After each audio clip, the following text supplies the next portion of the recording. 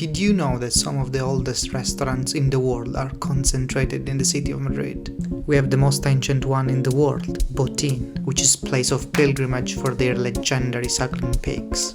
Ancient eateries serving snail tapas full of nostalgia, and even taverns that have served generations of bullfighters.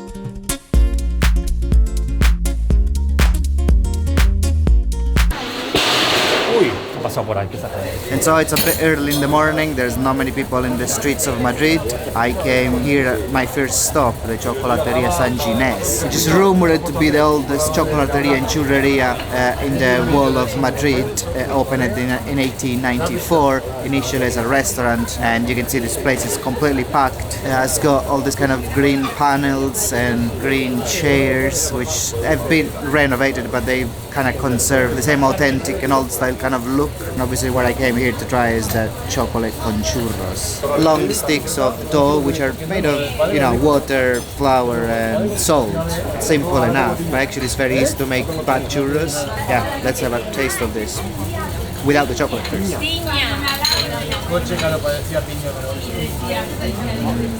You can see these are not stodgy at all. They're nice and crunchy, not very oily.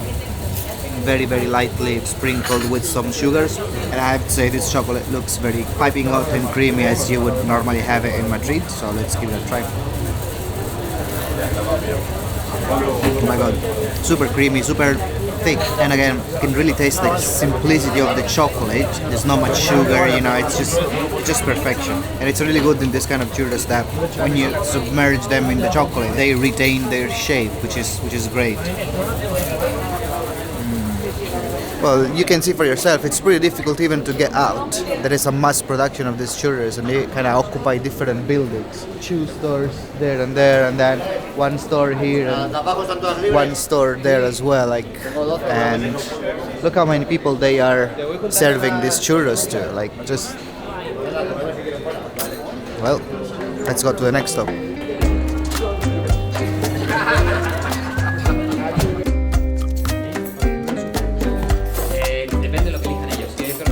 The oldest restaurant in the world, according to the Guinness World Records anyway. Botin has become a tourist attraction. The ancient building, the paintings, the decor, there's so much history in this place. For around £80 you get a tour of their dining rooms, the cellar, the underground tunnels, and a peek inside the 300 years old oven that roasts the most stellar suckling pig you'll ever try.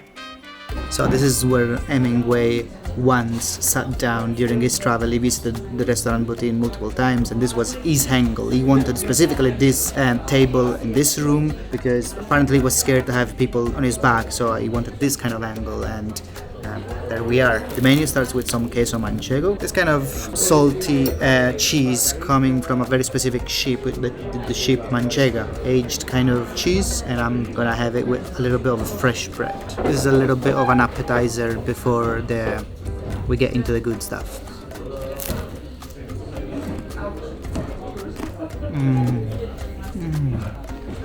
Very rich kind of flavor, a crumbly texture, and yeah, it tastes like a mature cheese, and usually it's kind of aged between 13 weeks to 3 months. I think for the pimiento, which are the red peppers and the tuna, I would have a little bit of bread, and with a bit of bread I will try to scoop some of these red peppers.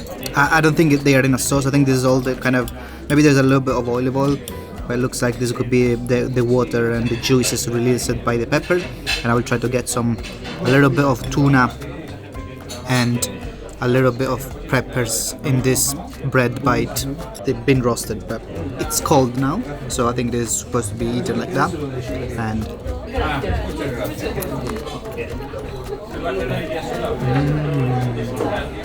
so it's a cold bite, a lot of sweetness. These peppers are so sweet. I've never really been a huge fan of peppers, but this is kind of changing my mind right now. We've got, I think, some croquetas. It's supposed to have potatoes inside and chicken. It looks really crumbly and crunchy, and maybe we can try and open it up and see what happens. And I can see small bits of meat. I think it's supposed to be chicken, maybe jamon as well. Let's give it a try.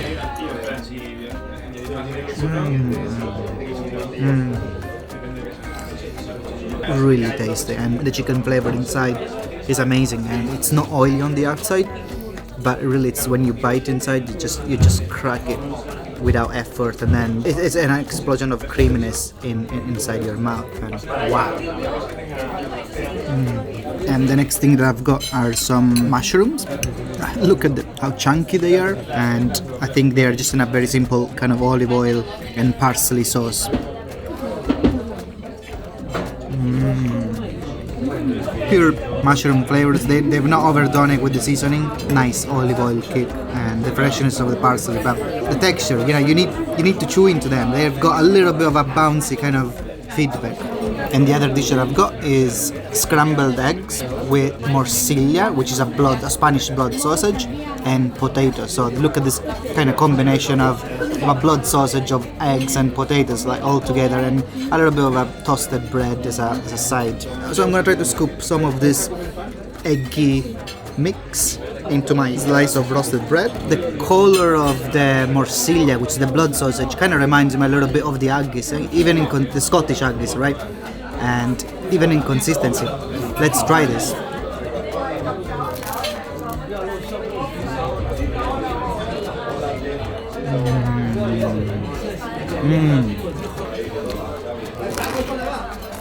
Yeah, beautiful mix of texture. They've got the crunchy bread and then this very soft and warm scrambled eggs and the hearty taste of the blood sausage. A little bit irony as well. Yeah, I mean, even in taste, it kind of reminds me a little bit of the Scottish haggis. But I think there's a little bit of onion kicks as well inside. Cochinillo. Where are you from? Italy. I did enjoy very much all the dishes so far, but the true reason why you come here is for the cochinillo asado, which is essentially a suckling pig. They essentially grow these pigs until 21 days, and that's when you've got your perfect suckling pig. They've got this kind of extremely old oven made in the stone, like from few hundreds of years ago, and essentially that oven needs to stay always open, otherwise the problem would be that it might cracks, and you don't want that, so they are keeping that oven turned on for the last few hundreds of years, and it's incredible. That oven is the responsible for this perfect crackly skin that you see on the top. Really want to get a bite of this thing without touching any bread, and look at that glistening skin and also the juicy meat inside. Let's try this.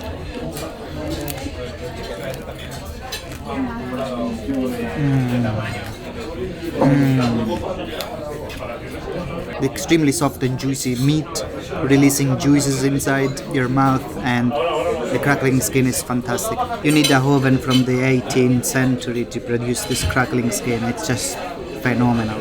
There is a layer of fat between the skin and the meat, a deep layer of fat which is super juicy. It's really a burst of flavor into your mouth, or very porky flavors.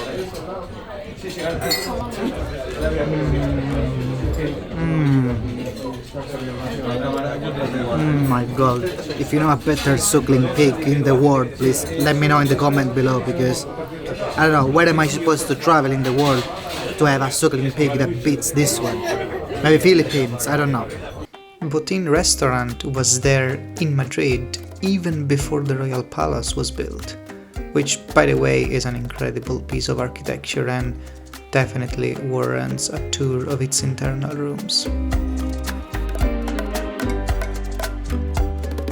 But as always happens, if you spend too much time inside palaces or museums, then the hunger creeps up again, and without realizing it's already late afternoon, which in Spain it means vermouth and pre-dinner tapas. So we visit Casa Amadeo Los Caracoles, a vintage tavern which has been serving garlicky snails since 1942. If you're lucky, you can still spot Amadeo inside, who should be around 95 years old now, and still passionately checking that his customers are happy. I wasn't lucky this time though.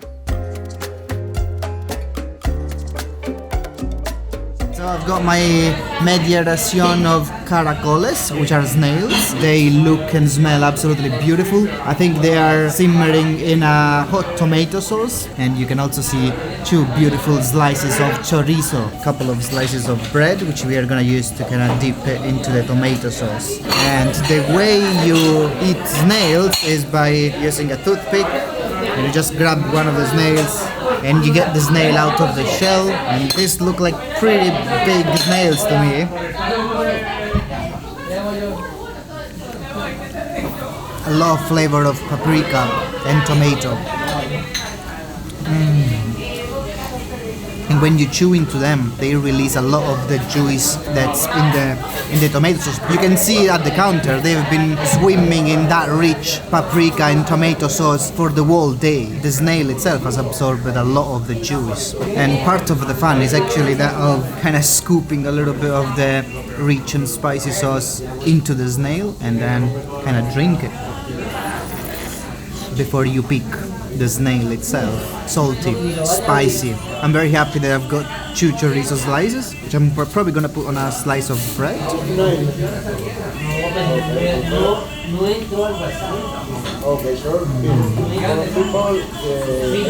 Typical, super fresh slice of bread that you find in Madrid. And the chorizo, spicy, has got a rich flavor, a little bit fatty. Now, what do you think I'm gonna do with the slice of bread that's left? I'm obviously gonna dip it into the rich sauce. You really don't want to leave this sauce on the dish. It's just too tasty. This kind of paprika sauce alone, it's worth coming here for this dish.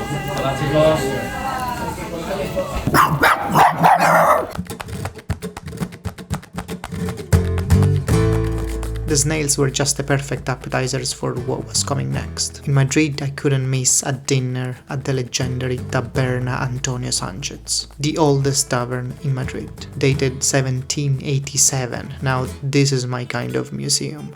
And this is their masterpiece, the rabo de toro, a bull's tail stew.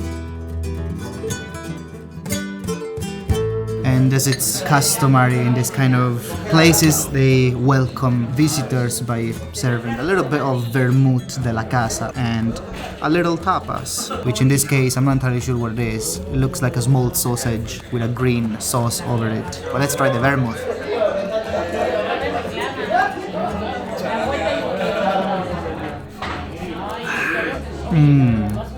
Homemade vermouth. This is not the one that you're used to buying at the supermarket for sure. And let's chase it with this tapas. Let's remove the toothpick. Oops.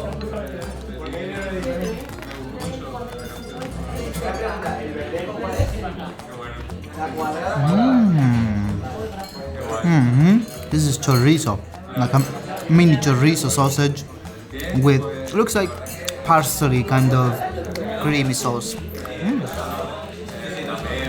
Obligatory dish with fresh bread on the table. YouTube. Yes, YouTube. ¿Sí? Sí. And I asked it to start with a little bit of callos a la madrileña, which is essentially a stewed beef tripe, which is a specialty of the Spanish cuisine, but particularly is a dish that you will want to try in Madrid. It's mainly a tripe kind of dish, but actually can include several different parts of the animal, and different animals actually. It can include pig trotters, black pudding, sausage, ham, and then obviously different kind of vegetables, usually onion and carrots, and all of that is swimming in a rich and very thick sauce. I'm actually very excited to try this.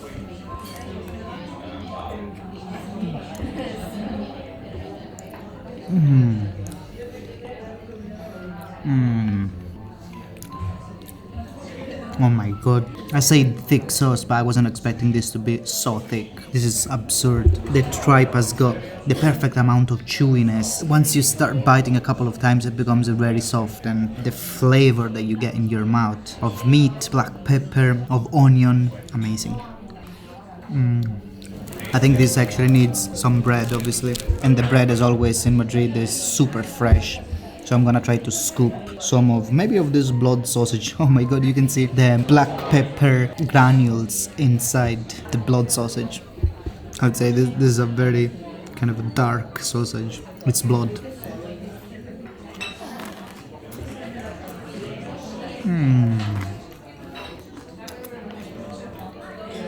Oh my god.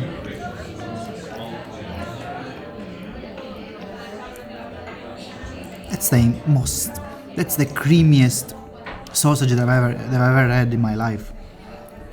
Are sausages supposed to be this creamy? It's incredible.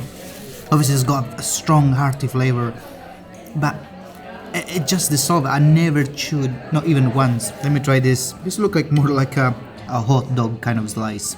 And again, I need some bread for this. It's always nice to chase the meat, this kind of very flavorful and rich meat with fresh bread.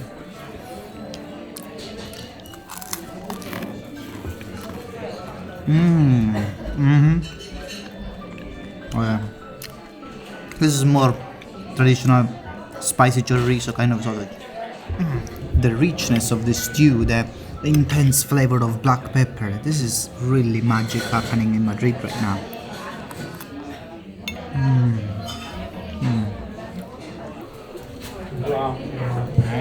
A mí, youtuber. Obviously, the reason why I came to the Taberna Antonio Sanchez is because of this one dish, rabo de toro, which is a stew made of oxtail, like the tail of the bull. Look around and tell me if you believe me that this place is known for bull's tails. It's an extremely desirable dish, and it's made of very, very slowly cooked oxtail. You can imagine yourself, the oxtail is very kind of hard and chewy kind of meat, so this cooking process is needed for this dish. And so the first thing that I'm gonna do is actually grab one of these deep fried potatoes and dip it into the sauce, and just try the sauce like that.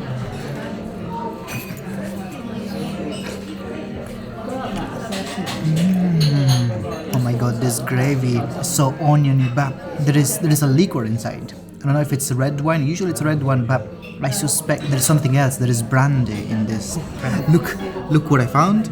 I found this little solitary bone of oxtail, which doesn't deserve to be left alone. So I'm just gonna essentially pick it apart and eat it.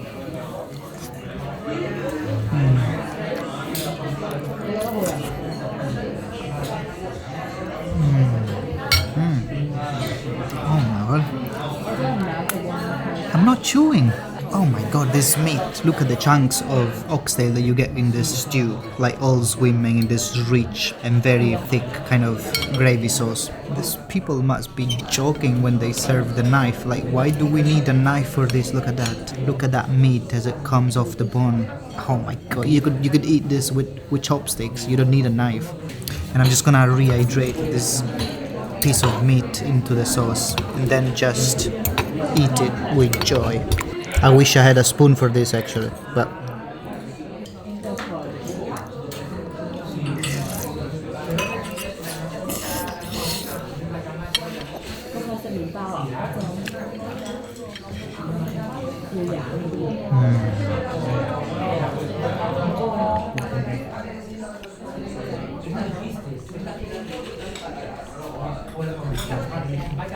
this is a dish that you don't want to miss if you come to Madrid. Actually, you need to come into this place. Extremely flavorful, like it just dissolves in your mouth. And I actually like the potato too. Very soft on the inside, and they really deserve to be dunked into the gravy. Again, I really can't stress enough how easy it is to tear apart this meat. Yeah, these are the two most incredible things that I have to tell about this dish. One, the meat, which is extremely tender, and chewy. The gravy sauce is just liquidy. It's just something I never tried. I do appreciate that braising the meat with wine. It's not like a new invention or anything, but this is not wine. There is something liquidy and sweet into this kind of braised gravy, which is phenomenal. Playing in the square, do you remember those nights in Madrid? Do you remember